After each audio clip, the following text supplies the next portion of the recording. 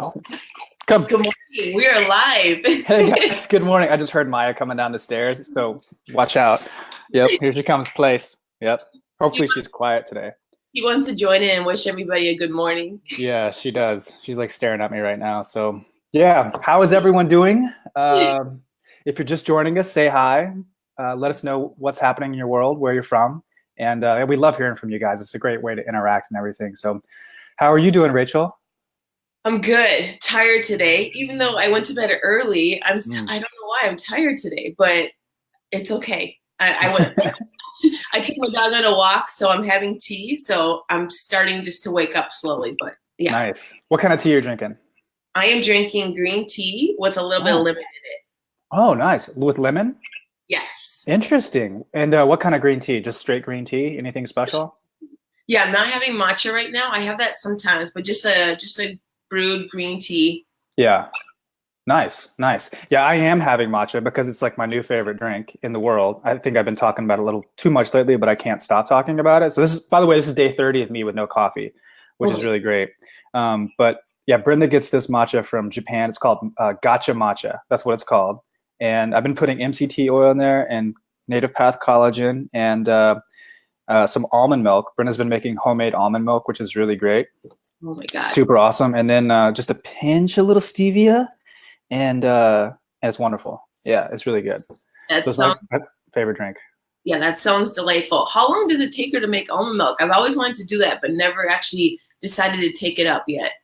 I don't think too long. You know what? This is one of the things that I should pay attention to more, like what she does. But I think she blends it up in a blender and then strains it and Oh, mixes it with water, so it comes out like immediately. It doesn't take long at all. So oh, yeah, and she just discards the actual hard stuff, and then it comes out with the milk left over, and it is like super yummy.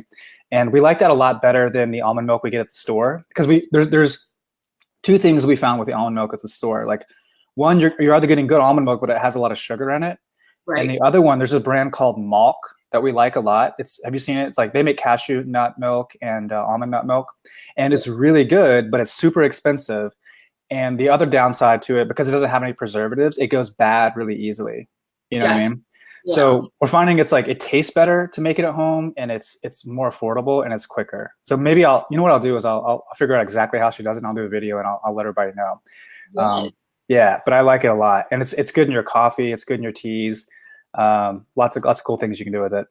Okay, I'm excited because I love almond Yeah, milk. I would love yeah. to make my own.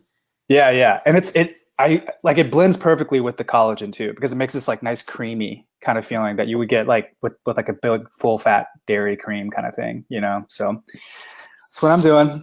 I like Special stuff again. Yeah, it. Who's joining us this morning for time with our that's right. That's right. Tea time is the best. Tea yes. time. Tea time Wednesdays. So Yeah. awesome. Well, everybody, today we're going to talk about how to make healthy easy. You know, Mhm. I think this is super important because we're going to talk about the state that people go into. You know, I always think of my mom when she tries to get healthy Oh, or exercise. You know, she makes it way harder than she has to. You know, and I see it, and I see it in her face, and like this sort of this struggle. You know, I've been thinking about this a lot because what we see it all the time when people come into the community. You know, they have this intentions to lose weight and get healthy and do all these things, but I think the underlying belief behind a lot of that stuff is that it has to be a struggle. It has to be hard, you know. And I think this is more of a cultural thing, like a conditioning, the way that we've looked at this stuff. You know, when you think of the word diet, like the word die is in diet, you know. So I think there's a lot of struggle in there. We have TV shows like The Biggest Loser, where we're seeing what appears to be like a transformation on the big screen, where people are overweight and they have to restrict all these calories and starve themselves. They have to have a personal trainer. They have to work out 3 hours a day. They have to sweat and yell and scream. And it's just so painful, right? And so they go into that with that approach, thinking that this belief is there that this has to be hard. This has to be a struggle. And I think unconsciously we set ourselves up to make things harder than they actually are. You know, I think one of the biggest things is like overcomplicating food. You know, for instance, is and thinking that everything has to be done by a menu and a recipe, and you have to plan out every single thing to detail, and we forget about the power of simplification, and consistency, and just doing what you like, and then getting momentum, and then building on that. But yeah, I think this is a deep cultural thing. Even if when it comes to the chronic diseases that we have in our culture, whether it's like Alzheimer's or cancer or heart disease, like the slogan is always, we're going to fight it. You know what I mean? We're going to fight it, and many years ago when Brenda got breast cancer, we really were encouraged to fight it, but we really sensed that that was not the best state that the body should be in for healing. The body just doesn't heal that way. It's more about, well, this is where I am. I'm going to accept this. I'm choosing peace. I'm going to do the best I can with the awareness that I have, but I'm not going to fight it, and when we approach things that way, I think reality changes. I think the body and the state, the cells start to heal up. You start digesting food better. You're calmer. You're more relaxed, as opposed to that parasympathetic system where you're all ramped up all the time. So that's what we want to talk about today. Those big things. We do that. We like the awareness of setting limitations is what people do. Yeah. And a lot of people be like, oh, I can't do this diet because I can only have this much, or I can't eat that. So it's all negative terms that we're using. So we create the idea that a diet has to be a certain way, like you're so limited, which in the end you feel deprived.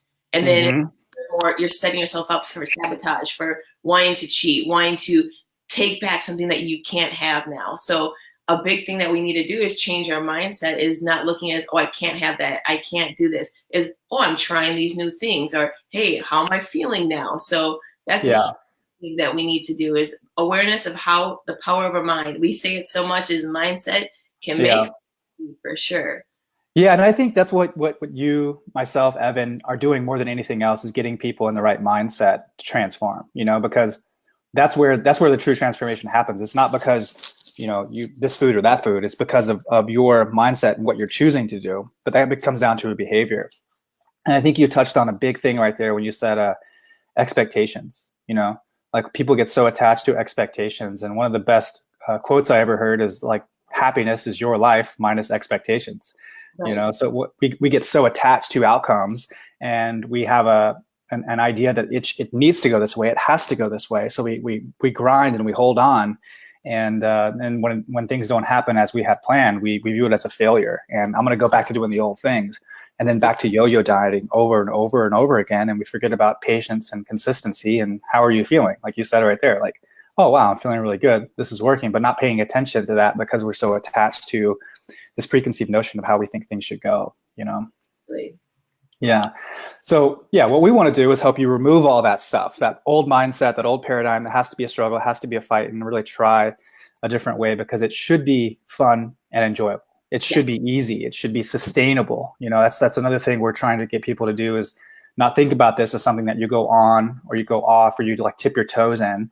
Like really go all in, and then commit to it, and think of it as, I'm trying on a new lifestyle, not I'm going on a diet, That, exactly. Yeah. There's definitely alternatives and definitely ways of doing things. So, surround yourself with things that are going to help you change for the better, I have a thing that I want to start. So the way, I know we're going to talk about this a little bit farther down, but for me personally, the way I start my day will make or break me. Is like, how do I get up? Do I get up right away and look at my phone, turn on the TV, or do I get up, right away? I don't set the snooze alarm. I get up, roll over, get right out of bed, take my dog on a walk. And then the way I just start my day so relaxed will also make me, so it's how I bring in positive things, bring in things that I definitely want to set my day. Do I want to start with a little exercise, a little peace of mind?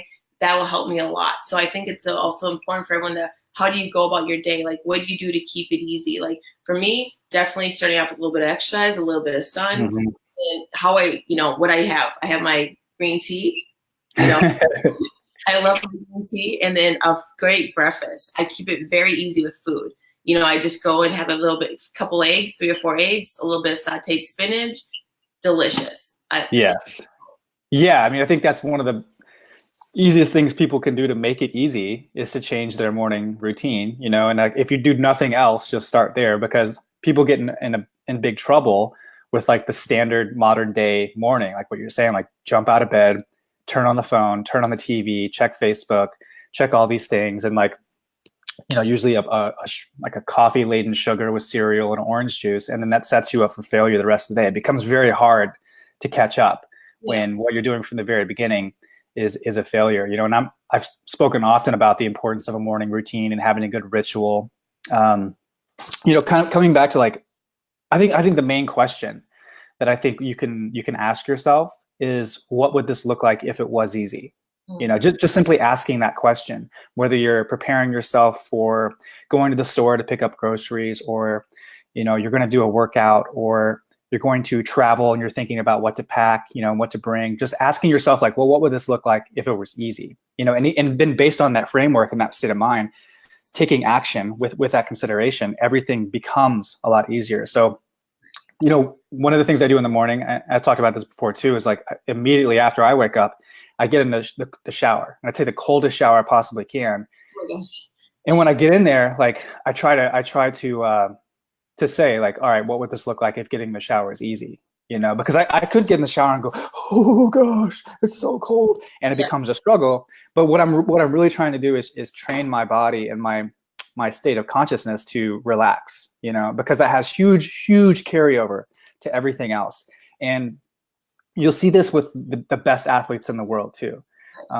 The ones that are really, really great, they don't make it look like a struggle. Your best runners, your best sprinters, your best lifters, your best football players, they never make it look like they're, and sometimes like, especially with jogging, I'll see people jogging and they have that, like, it is the worst painful thing in the world. They're just going, but they're like, they have, again, this is belief showing up in that way, and if it's showing up there, it'll show up when we're doing the dishes, when we're preparing a meal, when we're grocery shopping. It's just so important. So I just want to really encourage people just to simply ask that question, like, what would it look like if it was easy? And coming back to the morning routine, just the importance of having some time to reflect, and I've been encouraging people to do the 5-minute journal lately, where you sit down and you say, what are 3 things today that would make today amazing? Once you do that, you start thinking about this, and you're really asking yourself, what would today look like if it was easy? And really affirming who you want to be that day. So you're setting up a plan. That way, the day is under your terms, not you're just being pushed around by the day. And at the end of the day, coming back and then having a reflection period and asking yourself, like, well, what was awesome today? And then what could I have done better? Those little things create a learning system that it's not a struggle. All of a sudden, you're not wondering why you're not getting results. You're taking responsibility, and you're clear on what it is that you need to do.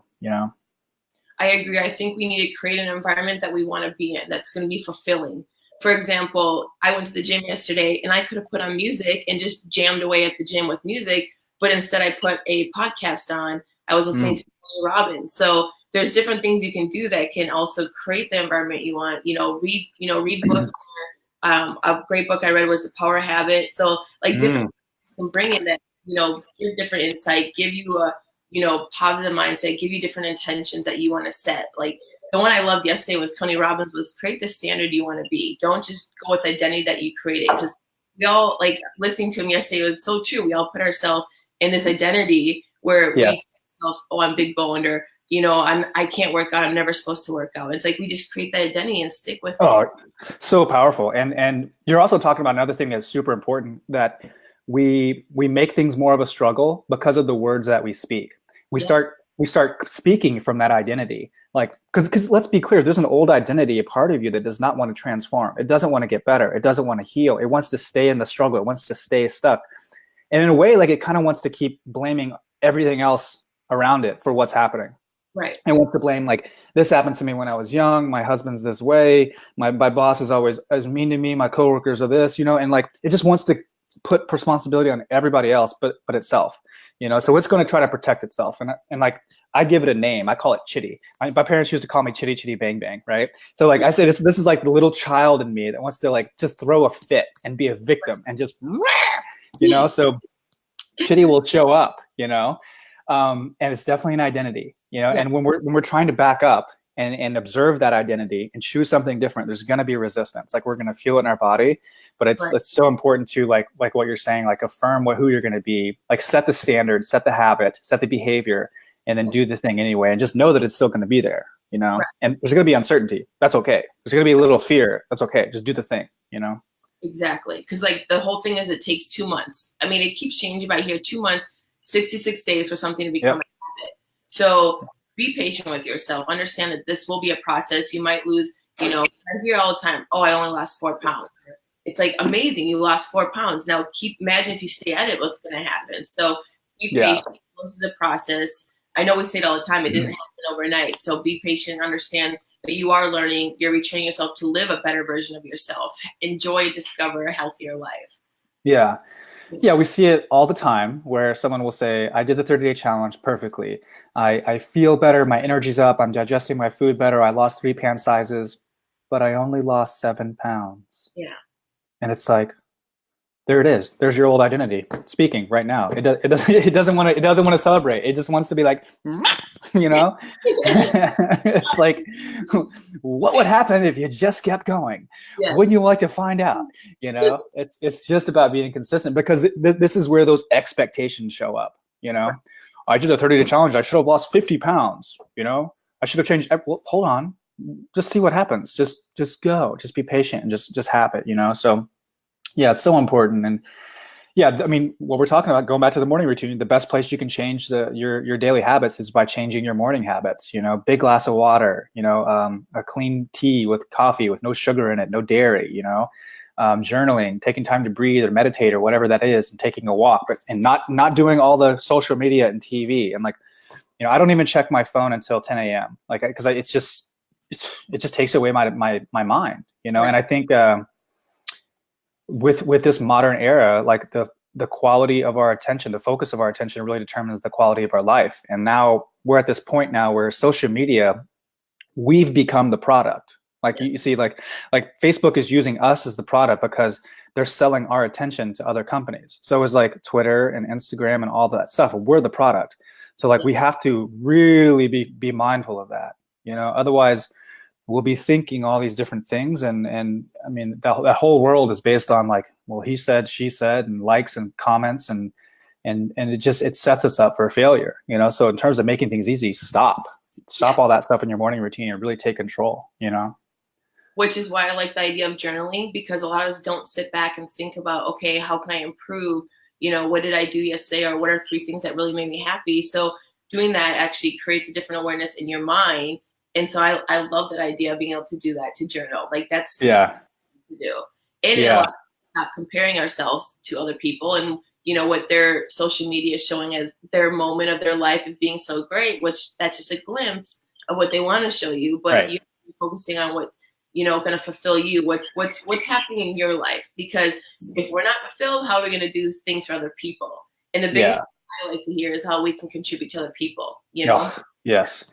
Yeah, I mean, that is something Brenda and I talk about this a lot. Like we feel our best when we're actually helping other people, not to the extent where we're kind of tapping into our own resources, you know, but like we want to make sure we're filled up and we feel good first. But like once we've done that, it's really important for us to help other people feel good in whatever way that is, you know. So a lot of that comes out in content, but you know, just, you know, calling up your friends or texting them, telling them how you feel, or giving them like a little gift just to let people know that you're thinking about them. Like people really appreciate that, you know.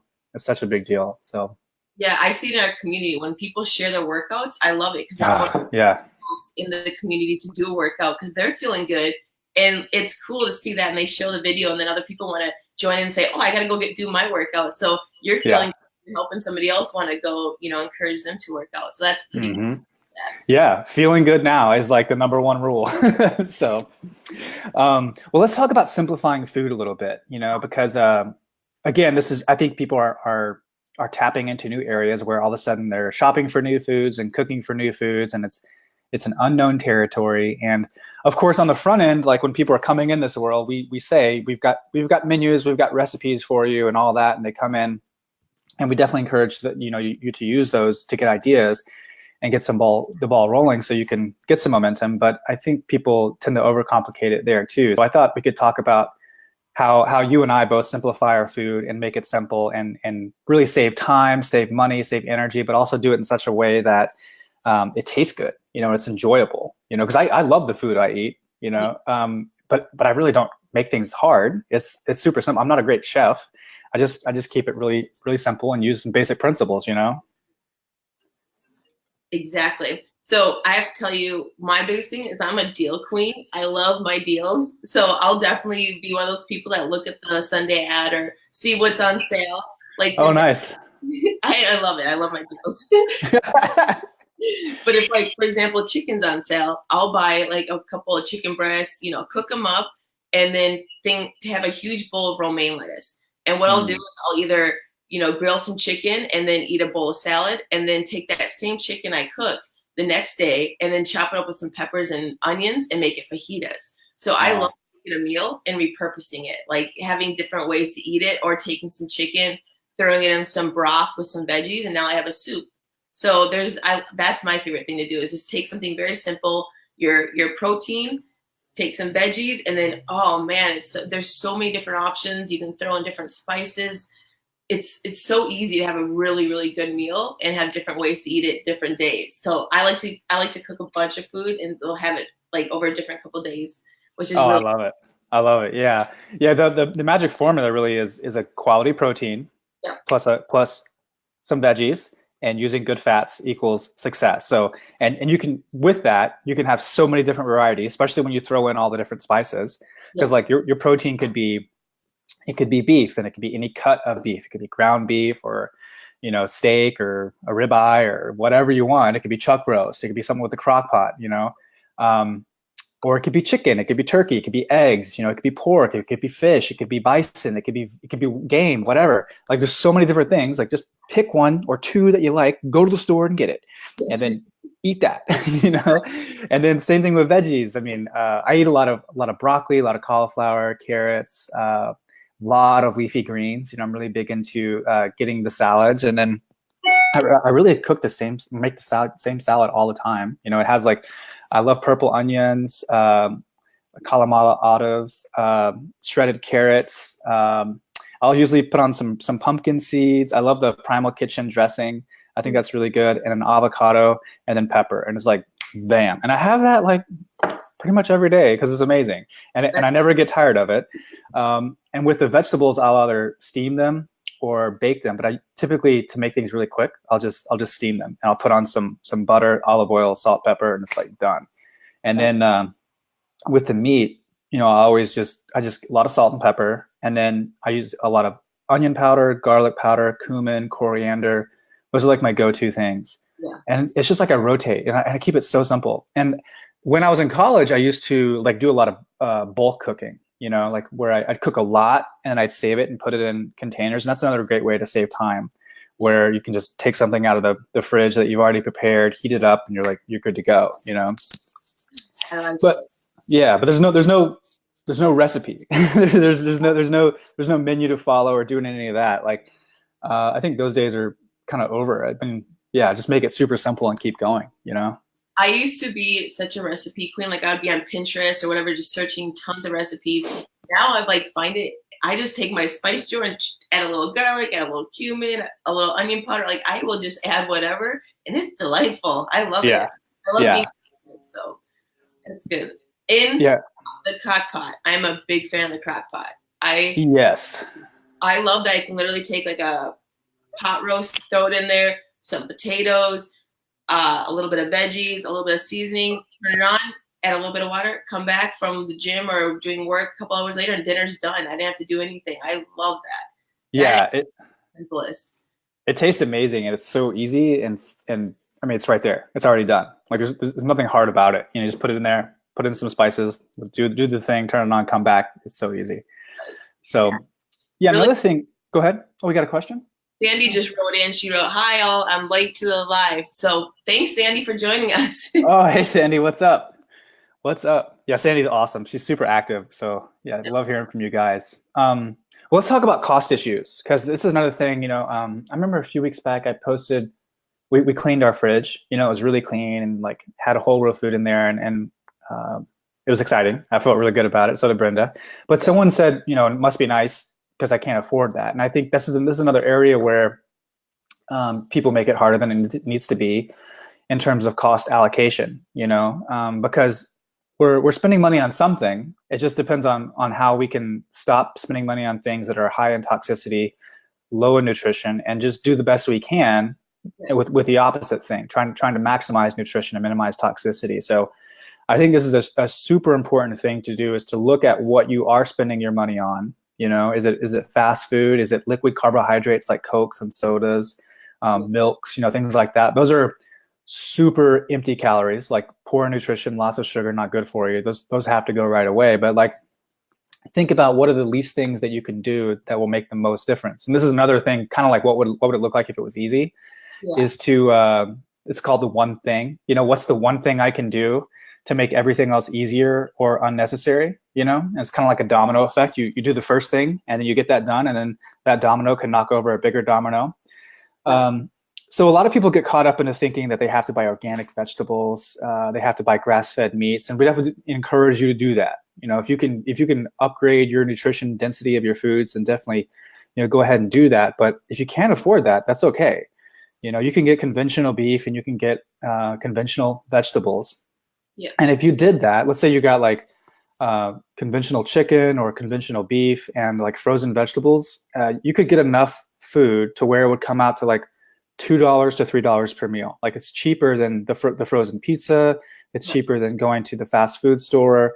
You know, when you consider like you're not drinking Cokes anymore, like you could actually save money by getting healthier. You know, and you would be feeling better. You would have more energy. You would get sick less often. You would be more productive at work, and you would miss less days, and you would have to take less medication. You know, so it's like one of the most important things you can do for your investment, for your health, is to start eating whole real food wherever you're at. You know, and all of a sudden it becomes easy when you just focus on the most important things and really stop doing the things that aren't serving you, you know? Like, it's way cheaper to meal prep, cook a bunch of stuff, bring it for lunch, than it is to eat out every single day. And yeah. Your food's coming from, you know, you're eating the right thing instead of just guessing what's out there and just having to deal with it. So it is really cost efficient to make your own food as well. Yeah, completely. And yeah, eating out can really add up, you know, like, especially even the places that have like really good food. Like, I go to Chipotle every now and then, but it's still like $10 to $12, you know, it's really expensive to eat out, you know? So you could get 3 to 4 meals of that just by taking some time when you're cooking, just cook some more to have some lunch and take it with you. You know, it's so much cheaper and it's so much better for you when you're controlling it, you know? But that's kind of go ahead. No, I was gonna say, we do hear that a lot. They're like, the menus look too complicated, or I don't eat some of that stuff. And that thing is, the menus are all suggestions, and people can always make modifications to work for you. So if you don't like a chicken, you could throw in, you know, a fish, or you could throw in a beef. So you definitely need this to work for you. For it to be a lifestyle, you got to make it, you know, work for you and do things that you want to eat. So people can always take the suggestions that we put out there and, you know, pick different things, or just use it as an idea and tweak it the way you want to eat it. Right. Yeah, it's more principles that we're encouraging, not like this is how it's done. You know, it's not rigid. It's more you learning the skills and tools to cook your own food and plan your own meals and adapt, you know. But again, the menus and the recipes just for suggestion, you know. Yeah, always good to buy in bulk. You know, Costco is great. You can get a lot of great like high end quality meats and big bags of vegetables, you know, at Costco for super cheap, like big tubs of coconut oil, big tubs of grass-fed butter and olive oil. And keep things super simple and feed yourself for a long time, you know. I like and then and there's the other thing. I think people get in trouble with like still craving junk food and caving in and eating junk food, especially like during those first 30 days. You know, we encourage people to not eat those things, to stay away from sugar. So I posted this the other day too, that really your best self-defense against that junk food is to not let it in your home. You know, like if you're like someone who's an alcoholic and you're trying to remove yourself from alcohol, it might not be a good idea to go to the bar to hang out with your friends every night, because it's right there. It's really hard for you to stop doing that, because in that state, it can be very addicting. And it's important to remember that the people who make that junk food, they're in the food industry. They're really engineers. The food industry hired these people to increase the palatability of those foods and to get you addicted to it, to keep eating that product. You know, again, you're a product. you know. So it's important to keep that in mind, that a lot of that food is designed to get you in a state where you're craving it all the time, and your physiology is no match for those foods. You know, like you're designed. If you were in nature walking around and you saw some honey, your body would be like, well, let's get as much honey as we can, because we don't know when this is ever going to happen again. Which again is like going to tell you that in nature, these sweet, palatable foods are not plentiful. The things that we were eating more than anything else in nature were more proteins and fats. It wasn't bananas and berries, and it certainly wasn't Cokes and sodas and chips that have no nutrition and like no fiber and nothing good for you. So really, again, just like the morning routine, set yourself up for success and manipulate your environment such that you only succeed, and get rid of all the junk food, get rid of all the stuff that's not good for you. And I know that, you know, sometimes there's a husband who's like, oh, I'm not going to change, I'm in my ways. Well, just have a conversation, but still just do the best you can, you know, minimize, get rid of the things that you know are problematic for you, Right. You know, whatever that may be. And then you set yourself up for a win, you know? I love when you posted, I wanted to comment on that because it's so easy for everyone to go buy that stuff. And then when they're home late from work, you know, they're really, really hungry. It's like, oh, well, it's right there. It's convenient. And so that's the best thing people do is like, don't buy it. Keep it out of the house. Yeah. You are forced to make a better decision. I mean, until your willpower can kick in more, where you're like, oh, I don't want that because I know what it's going to make me feel like. But Yeah. it's so smart not to have that in the house, have things that you know you can eat. So when you are hungry, you can just go get a better option. You know, go grab a bag of carrots or heat up some leftover chicken breast or fish, whatever you have, and some vegetables. So remove all temptations. Don't tempt yourself. Yeah, for sure. Yeah, and like you're saying, have a better thing to go to. Like my go-to thing is an avocado with some salt on top, little pinch of lime juice, and it's amazing, you know. But yeah, we're no match for those foods, and it's important to keep in mind that, like what you said earlier, that old identity, it's going to creep in, it's going to negotiate, it's going to do things like say, well, you were a good boy today, you deserve it. Yes, you worked hard. Right. Yes, and it'll just go to town. And then as you're eating, see, isn't that good? Don't you want more? You know, it'll do it all the time. And it's like, whoa, whoa, whoa. And all of a sudden, I don't know why I can't lose weight. It's like, it's right there. You can't have it right there. Remove that stuff once and for all. And let's get a win, you know? And again, we can teach ourselves like, oh, I've had a hard day. I need a bowl of ice cream, or right. Oh, you know, like I was a good boy. Like I went 30 days without eating anything. I'm gonna go have a bowl, you know, cereal or cookies or something. Our mind that we let creep back in is so powerful. Oh, it's crazy. Yeah. It's negotiating, and then we ended up making it harder, you know. And yeah, it's funny. I mean, I do it all the time too. I mean, my mind would be like, "You've been a good boy. Have lots and lots of almonds. Eat them all." You know. How about like nut butter? I don't even let my house anymore. It's like I used to get Nutso. Not gonna work, because I'll eat the whole thing when I really think I'm a good boy. You know. So yeah.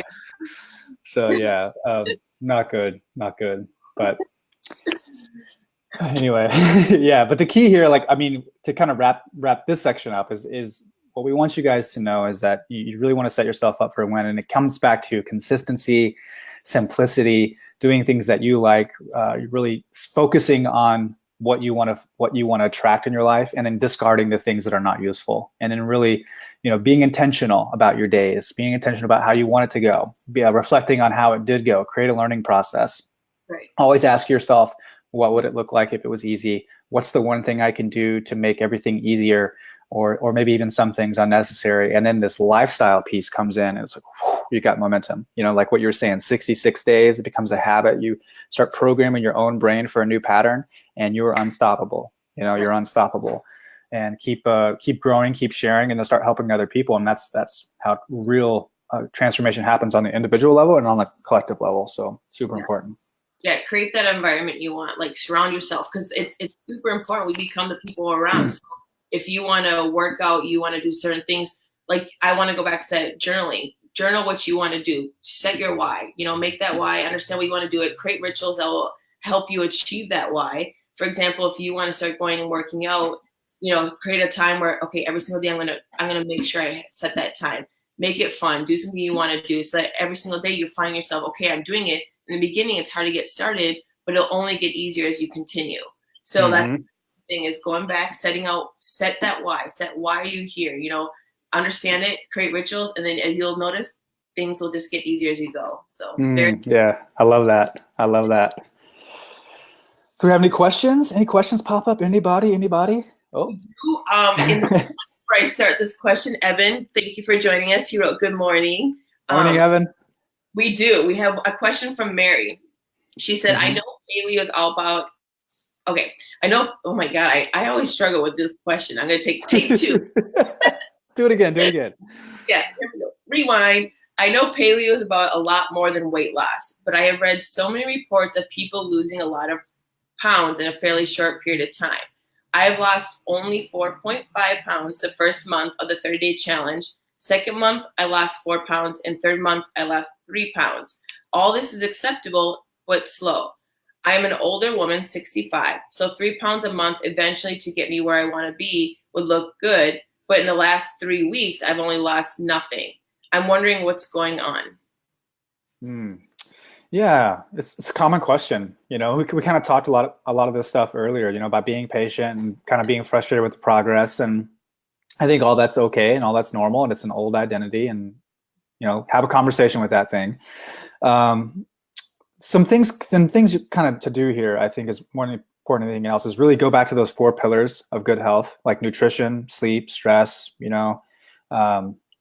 community, things like that, and movement, and which one of those things am I not doing the best job in? Am I eating too many nuts? Am I not having consistent protein at every meal? Am I overeating some things that I just know are not good for me? Am I not moving much during the day? Am I sitting throughout the day? Is my sleep terrible? Is my stress really high? Like, she didn't really give much context or information on what's been happening, or if she changed anything. So it's hard for me to say. The other thing I can tell is that she is in a state of like weighing a lot. Like, I weighed here, I weighed there, and like, maybe it's a good idea to kind of back off of that.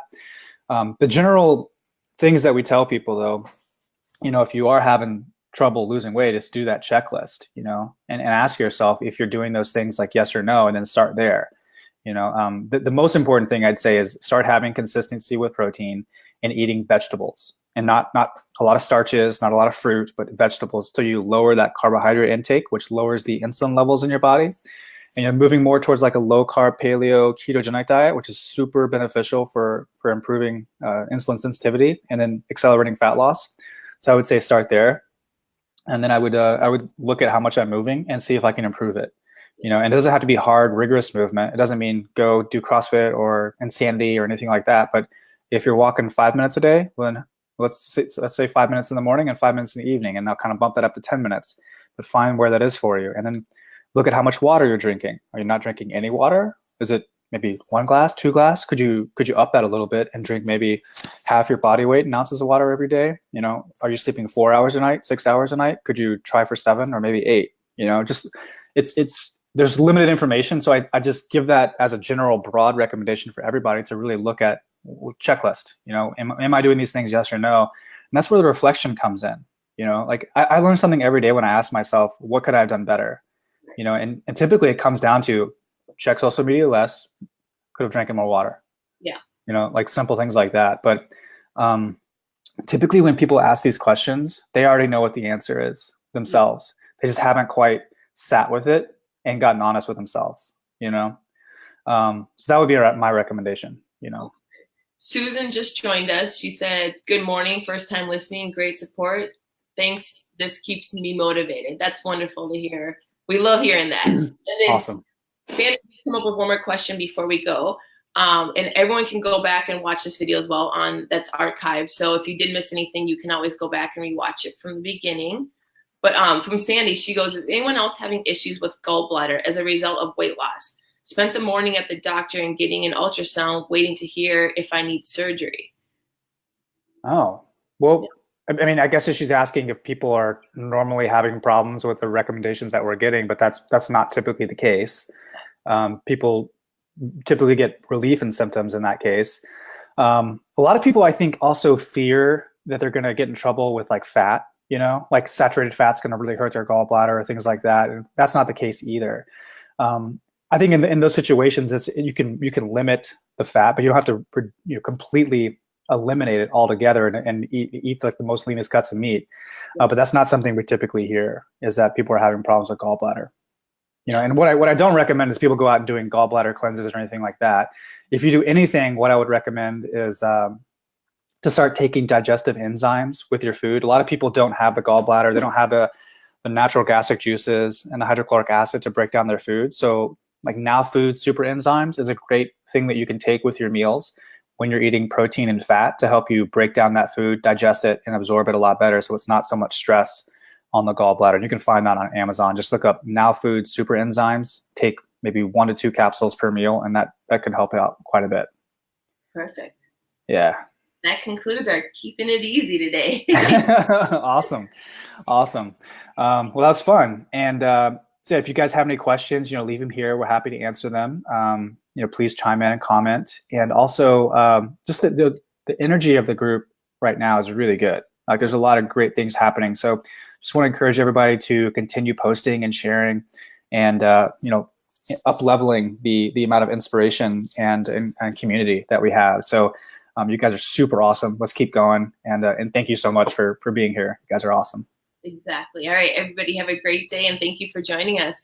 All right, bye. Adios. Adios. Have a great Wednesday. Okay. Bye-bye.